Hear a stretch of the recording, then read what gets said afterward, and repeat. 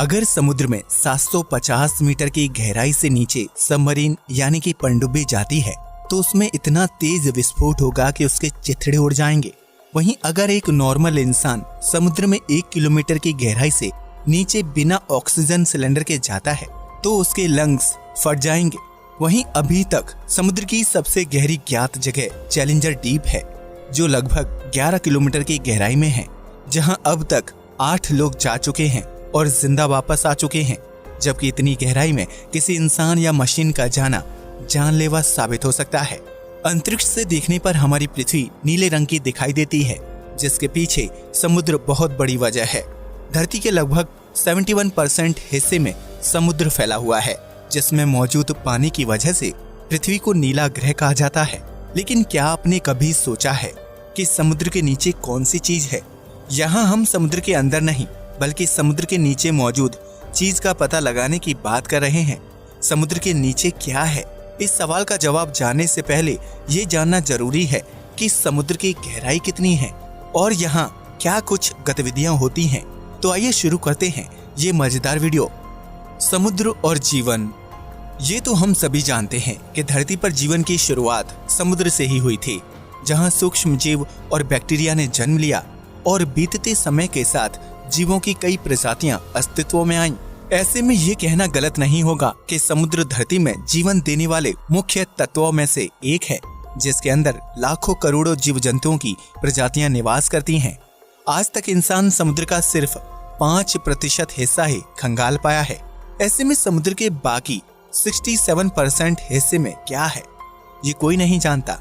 लेकिन वैज्ञानिक समय समय पर समुद्र के अंदर विभिन्न चीजों की खोज करने के लिए रिसर्च करते रहते हैं, जिसके तहत इंसान एक हद तक समुद्र की गहराइयों तक पहुंचने में कामयाब हो पाया है।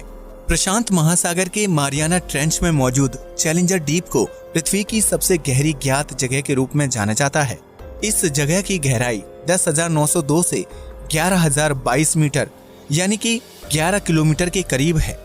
इस जगह पर सूर्य की रोशनी नहीं पहुंचती और चारों तरफ घना अंधेरा होता है। इतना ही नहीं, चैलेंजर डीप में पानी का प्रेशर इतना तेज होता है कि वहां तक पहुंचना किसी भी इंसान या मशीन के लिए जानलेवा साबित हो सकता है। हालांकि अब तक सिर्फ 8 लोग ही चैलेंजर डीप की गहराई तक पहुंचने और वहां से जीवित बचकर वापस आने में सफल रहे हैं। लेकिन समुद्र की गहराई और उसके नीचे मौजूद चीजों का अंदाजा सिर्फ चैलेंजर डीप से ही नहीं लगाया जा सकता, क्योंकि इस समुद्र में सैकड़ों राज दफन हैं। समुद्र की गहराई। अगर आप समुद्र की गहराई को अच्छी तरह से समझना और देखना चाहते हैं तो उसके लिए शुरू से शुरुआत करनी होगी। यानी चैलेंजर डीप तक पहुंचने से पहले हमें ये जानना होगा कि समुद्र में 1 किलोमीटर से लेकर 10 किलोमीटर की दूरी तक क्या क्या घटनाएं घटित होती हैं और इससे समुद्री जीवों पर क्या असर पड़ता है। अगर आप समुद्र में 1 किलोमीटर की गहराई में जाएंगे तो एक सामान्य इंसान बिना ऑक्सीजन सिलेंडर के इस गहराई तक भी तैर नहीं पाएगा। एक इंसान ज्यादा से ज्यादा 800 फीट की गहराई तक की तैराकी कर सकता है। उससे नीचे जाने पर उसे सांस संबंधी समस्याएं होने लगती हैं।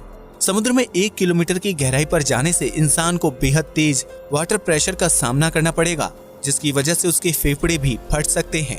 हालांकि जलीय जीवों के लिए यह प्रेशर बिल्कुल भी जानलेवा नहीं होता है। इसलिए समुद्र में 1 किलोमीटर की गहराई में मछलियों समेत दूसरे जलीय जीवों की विभिन्न प्रजातियां निवास करती हैं। वहीं समुद्र की सबसे बड़ी शिकारी मछली यानी ब्लू व्हेल अपने शिकार की तलाश में 500 मीटर की गहराई तक जाने की क्षमता रखती है, जबकि आमतौर पर यह मछली 300 से 350 मीटर की गहराई में निवास करती है। अगर आप इससे आगे समुद्र की गहराई में जाते हैं तो आपको 750 मीटर की गहराई में पनडुब्बियां नजर आएंगी। ये पनडुब्बियां पानी के अंदर रहकर दुश्मन देश की गतिविधियों पर नजर रखती हैं, ताकि समुद्र से किसी प्रकार का हमला ना किया जा सके। लेकिन 750 मीटर से ज्यादा गहराई में जाने पर पनडुब्बी पानी का प्रेशर नहीं झेल पाती और कुछ ही मिनटों में फट जाती है। यानी 800 मीटर की गहराई तक जाने पर आपको तापमान बेहद कम महसूस होने लगेगा। यह वो जगह होगी जहां सूर्य की रोशनी ना के बराबर पहुंचती है। इसी वजह से समुद्र की उस गहराई में बेहद ठंडा तापमान होगा। लेकिन कुछ जलीय जीव उस तापमान में भी खुद को जीवित रखने की कला सीख चुके हैं।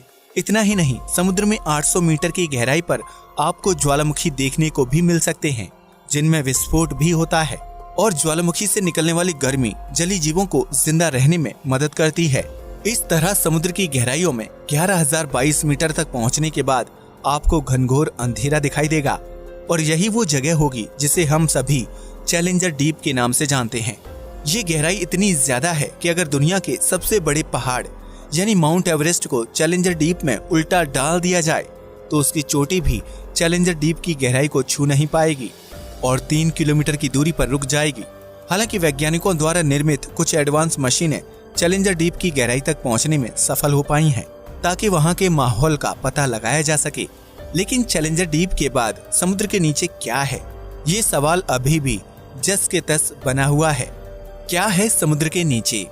अगर आपको लगता है कि समुद्र के नीचे विभिन्न प्रकार के जीव जंतु निवास करते हैं या फिर वहां सोना चांदी मौजूद होगा तो आप बिल्कुल गलत हैं। समुद्र के नीचे क्या है ये जानने से पहले पृथ्वी की संरचना को समझना बेहद जरूरी है, क्योंकि पृथ्वी की संरचना ही ये तय करेगी कि समुद्र के निचले हिस्से में क्या कुछ मौजूद है। पृथ्वी की सबसे ऊपरी लेयर को क्रस्ट कहा जाता है, जहां आप, हम, नदियां, पहाड़, समुद्र और अनेकों जीव जंतु निवास करते हैं। क्रस्ट की ये लेयर 5 से 10 किलोमीटर की मोटाई वाली है। इसके बाद मेंटल की लेयर शुरू हो जाती है। क्रस्ट की लेयर में 1 किलोमीटर की गहराई तक ड्रिल करके तेल और प्राकृतिक संसाधन निकाले जा सकते हैं। हालांकि लगातार होती खुदाई की वजह से आधुनिक समय में प्राकृतिक संसाधन और तेल 1 किलोमीटर के बजाय 2 किलोमीटर की गहराई में प्राप्त होते हैं। इसी तरह समुद्र की गहराई में रहने वाले जीव जब मर जाते हैं तो उनकी बॉडी सालों साल तक पानी में डिकम्पोज होती है और आखिर में कच्चे तेल में तब्दील हो जाती है। लेकिन इसका मतलब ये नहीं है कि समुद्र के नीचे कच्चा तेल मौजूद है, क्योंकि डिकम्पोज की प्रक्रिया सालों साल चलती है। ऐसे में इतनी ज्यादा मात्रा में तेल का निर्माण तो संभव नहीं है। फिर समुद्र के नीचे क्या है? असल में समुद्र के नीचे भी पानी ही पानी मौजूद है, लेकिन ये पानी समुद्र से नहीं आता है। पृथ्वी की संरचना और यहाँ जीवन की शुरुआत होने से पहले वातावरण तैयार हुआ और मौसमी चक्र की शुरुआत हुई, जिसके परिणाम स्वरूप धरती पर सालों साल तक बरसात होती रही। आसमान से बरसते इस पानी को पृथ्वी के जमीनी हिस्से ने काफी गहराई तक सोख लिया। वहीं बरसात का कुछ पानी नदियों और झरनों में मिलकर सीधा समुद्र में चला जाता था। जमीन द्वारा सोखे गए पानी को पहले कुएं, हैंडपंप की मदद से इंसान द्वारा निकाला गया, जबकि अब बोरवेल की मदद से जमीनी पानी को बाहर निकालकर इस्तेमाल किया जा रहा है। हालांकि पृथ्वी पर इंसान का इतिहास ज्यादा पुराना नहीं है, जबकि धरती पर करोड़ों साल तक बरसात होती रही। ऐसे में सवाल खड़ा होता है कि आखिर इतने सालों तक पृथ्वी पर बरसने वाला पानी कहाँ गया? तो इसका जवाब है समुद्र के नीचे। जी हाँ, आपने बिल्कुल सही सुना। समुद्र के नीचे कुछ और नहीं बल्कि सालों साल से इकट्ठा हुआ बरसात का पानी मौजूद है। आसमान से बरसा ये पानी जमीन के अंदर समुद्र के नीचे बराबर मात्रा में फैला हुआ है और सालों से स्टोर है। करोड़ों साल तक चले जल चक्र के कारण यह पानी क्रस्ट के नीचे और मेंटल के ऊपरी हिस्से में जाकर जमा हो गया। इन्हीं 2 लेयर्स के बीच हमारा समुद्र भी मौजूद है। इसलिए ये कहा जा सकता है कि समुद्र के नीचे कुछ और नहीं बल्कि सालों पहले बरसात के जरिए धरती पर आने वाला पानी मौजूद है। समुद्र के नीचे बहती हैं नदियाँ। यह सुनने में थोड़ा अजीब और अविश्वसनीय लगता है कि समुद्र के नीचे भी पानी ही पानी मौजूद है, लेकिन इस थ्योरी को कई वैज्ञानिकों ने रिसर्च द्वारा सही साबित किया है। समुद्र के नीचे क्या है, इस बात का पता लगाने के लिए वैज्ञानिक कई साल से रिसर्च कर रहे थे, जिसके परिणाम स्वरूप सबसे पहले मैक्सिको के समुद्र के नीचे नदी की खोज की गई। वैज्ञानिकों ने इस नदी का नाम सिनोटे एंजेलिटा रखा, जो कहीं कहीं पर 115 फीट समुद्र के नीचे बहती है और उसका पानी ताजा नहीं बल्कि खारा है। इसी तरह ब्लैक सी के नीचे भी दुनिया की 6ठी सबसे बड़ी नदी मिली थी, जो 100 फीट नीचे समुद्र में बहती है। इस नदी की रफ्तार 6 किलोमीटर पर आवर है, जो हर बहाव के साथ 22,000 क्यूबिक मीटर पानी लेकर चलती है। वैज्ञानिकों का मानना है कि सालों साल से समुद्र के नीचे इकट्ठा इस जल को समुद्री लहरों और सूर्य के प्रकाश की वजह से गति मिलती है, जिसकी वजह से यह पानी नदियों में तब्दील हो जाता है। हालांकि वैज्ञानिकों का मानना है कि समुद्र के नीचे पानी सिर्फ एक जगह जमा या नदियों के रूप में ही नहीं है, बल्कि यह झरनों के रूप में भी हो सकता है। समुद्र के नीचे कैसे बहती हैं नदियाँ?